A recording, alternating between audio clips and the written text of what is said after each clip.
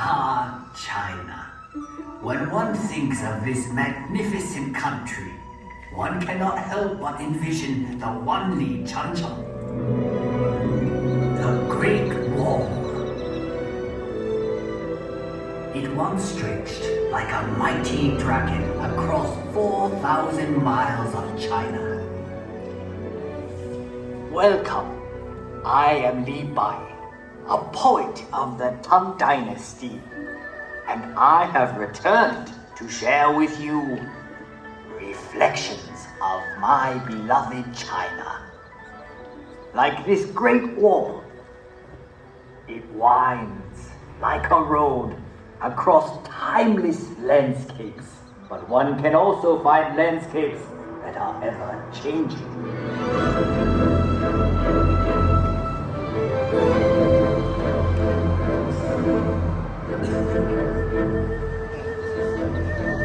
Shanghai, a city forever reinventing itself. Vibrant, sophisticated, romantic.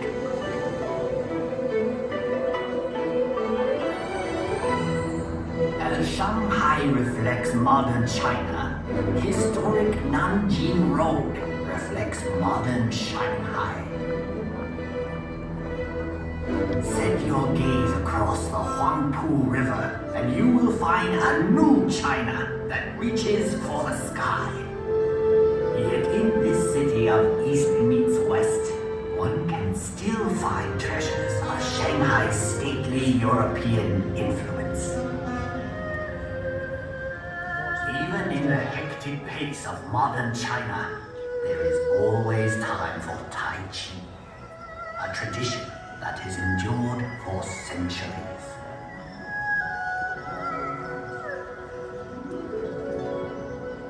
Up here on Huangshan, at the Sea of Clouds, painters and poets like myself have been inspired for generations.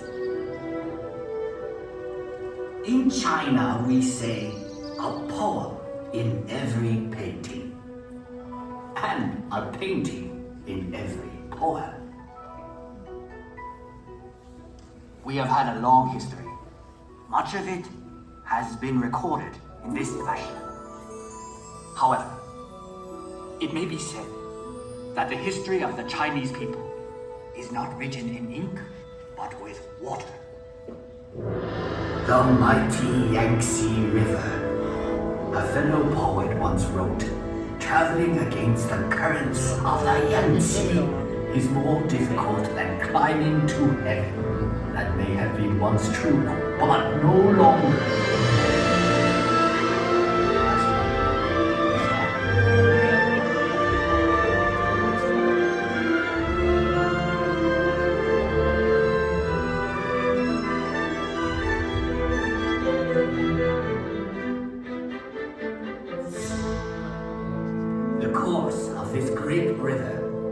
Mountains and valleys touches the lives of 500 million Chinese.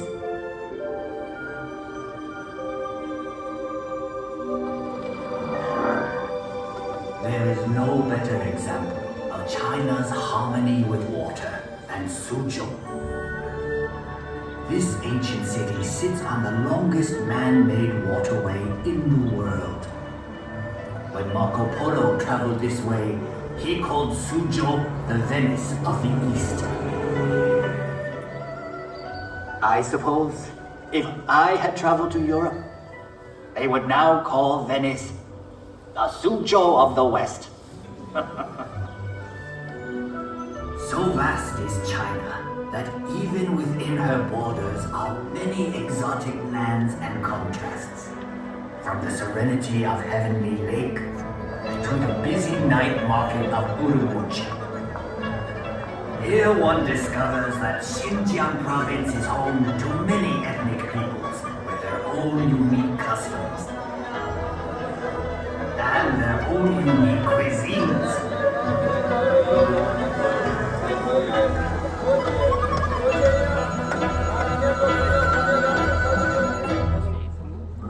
Out here in the Gobi Desert, one still finds travelers on the ancient Silk Road, the same road that over 700 years ago brought Marco Polo to these very gates. The gates of Jiaoyuguan, the extreme western end of the Great Wall. A visit to Inner Mongolia shows us a reflection of an earlier time.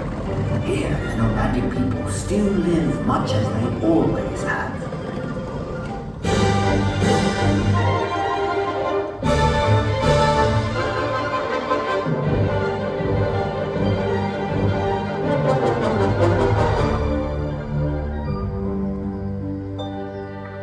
Far to the south is Yunnan province, home to many of China's national minorities.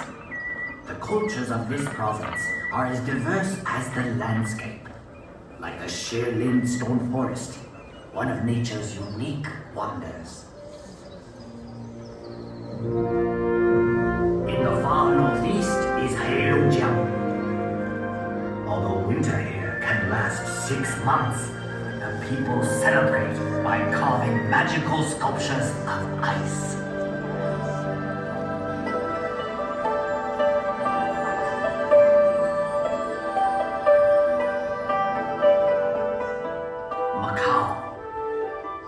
After 400 years, this exotic land of Portuguese charm is once more within China's borders.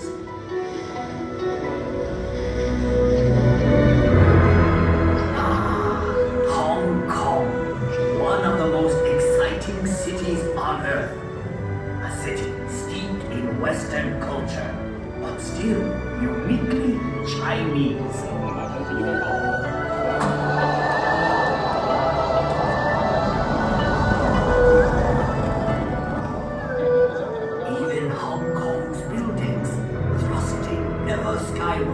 Reflect the city's vitality. Hong Kong, ever on the move. Yes, the Chinese landscape changes swiftly, but one can also find enduring legacies that reflect our past.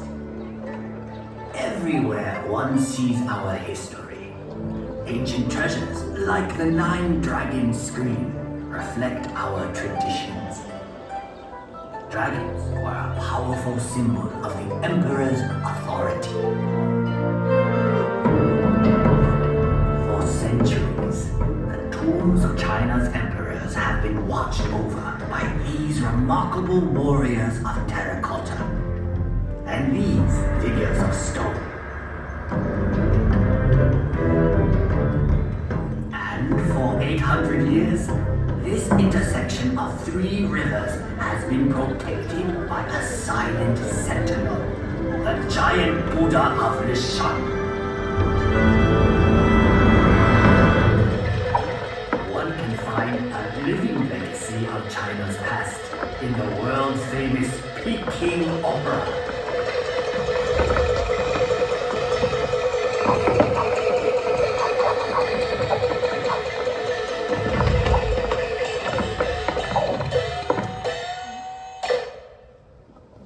In the center of Beijing is perhaps China's greatest legacy, the Forbidden City.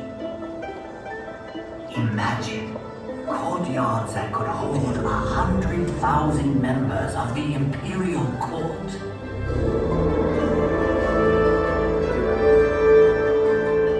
For 500 years, this vast walled city was the home of 24 emperors, the sons of heaven.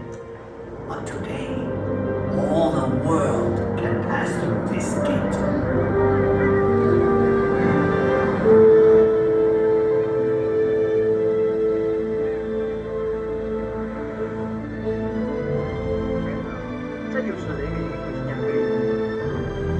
Tiananmen Square. To stand here is to stand at the heart of China.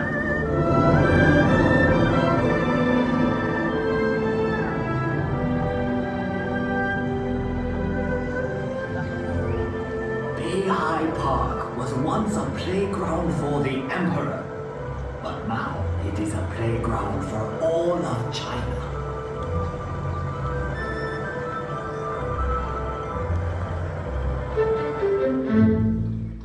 I have brought you to a place of unique beauty called Reed Flute Cave.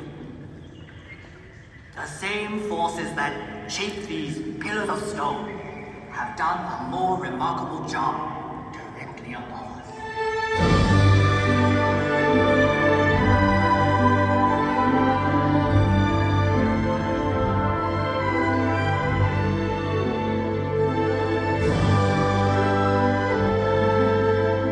The landscape of Guilin is unsurpassed in all of China. Countless artists and poets have struggled to capture the unique beauty of this region. The Li River winds like a silver snake through these scattered dragon's teeth. I once wrote, "Whoever looks on this loses himself in eternity."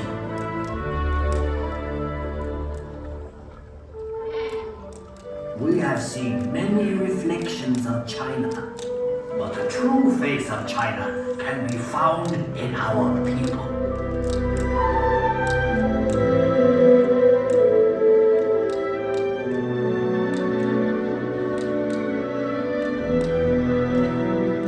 We have now come full circle. Sadly, that means this is where we must part. But I hope you will return to China someday. A wave of the hand now, and I am gone. Lowering my head, I dream that I am home. Until we meet again, 再见. We hope that you've enjoyed